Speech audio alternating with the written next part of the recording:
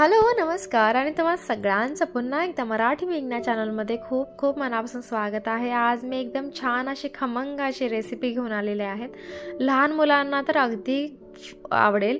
ज्या लोकांना कोबी खायला आवडत नाही त्यांच्यासाठी तर ही स्पेशल रेसिपी आहे, नक्की ट्राय करून पहा।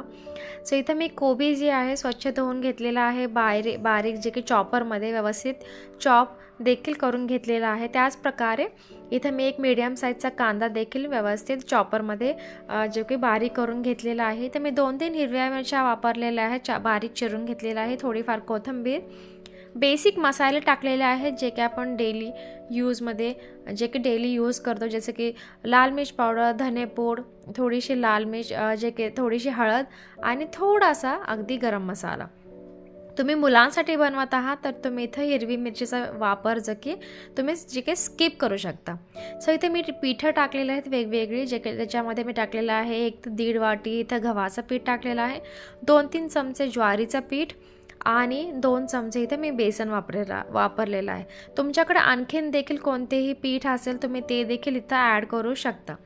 इथे मी 2 चमचे तेल देखील ॲड केलेलं आहे, थोडं जे की पाणी टाकून छान आपली इथं कणिक मळून झालेली आहे, तुम्ही बघू शकता। नॉर्मल आपण जसं की पराठ्यासाठी जशी कणिक मळतो अगदी त्याच प्रकारे इथं आपल्याला इथं कणिक मळून घ्यायची आहे।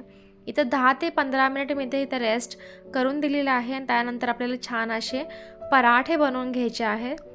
ज्यांना कोबीची भाजी आवडत नाही त्यांनी तर नक्की ट्राय करून पहा ही रेसिपी, त्यांना देखील कोबी आता आवडायला लागेल, एवढी खमंग अशी बनते आणि खूप टेस्टी असे आणि हेल्दी देखील आहे ऑप्शन, आणि मुलांना देखील जे की फार आवडेल। सो छान आपल्या इथं जे की मी बारीक जे की आपले पराठे लाटून घेतलेले आहेत आणि आपल्याला इथं खमंग असे दोन्ही बाजूने जे की खरपूस कलर येईपर्यंत छान असा आपल्याला इथं मीडियम हीटवरती तेल लावून किंवा तूप किंवा बटर जे काही तुम्हाला आवडतं अवेलेबल जे असेल ते तुम्ही लावून छान असे खमंग इथं पराठे बनवून घ्या। तुमच्यासाठी 2 रेसिपी घेऊन आलेली आहे। सो नेक्स्ट रेसिपी आहे बीटरूटचा रायता, जे की आलिया भट्ट ने देखील बनवली होती आणि खूप ट्रेंडिंगमध्ये होते। सो मी देखील ट्राय करत आहे आणि आधी देखील मी बनवलेली आहे आणि खूप टेस्टी बनते। सो आज देखील तुम्हाला ही रेसिपी दाखवत आहे।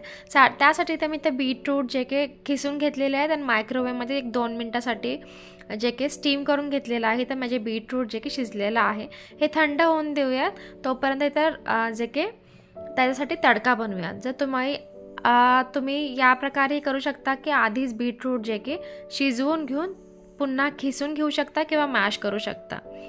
सो इथे आपले बीटरूट जे आहे जे खिसून घेतलेलं आहे ते थंड देखील झालं आहे। याच्यामध्ये थंड झाल्यानंतर त्याच्यामध्ये ॲड करायचं आहे दही। सो इथे दही ॲड करून मिक्स करून घ्यायचा आहे आणि आपला जो तडका आहे तो तडका याच्यावरती टाकायचा आहे। एकदम सिंपल रेसिपी आहे, टेस्टी देखील आणि हेल्दी देखील। ज्यांना बीटरूट देखील असं खायला सॅलडमध्ये खायला आवडत नाही त्यांनी ही रेसिपी ट्राय करू शकता, खूप टेस्टी बनते। चवीनुसार मीठ ॲड करायचं आहे आणि इथं आपला जो की बीटरूटचा जे की रायता आहे तो अगदी रेडी आहे।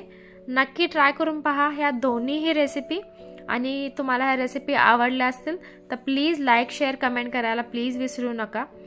मी अशा छान रेसिपीज घेऊन येत राहील। आपण भेटूयात नेक्स्ट व्हिडिओमध्ये, तोपर्यंत मस्त राहा, एन्जॉय करत राहा, मस्त खात राहा, बाय।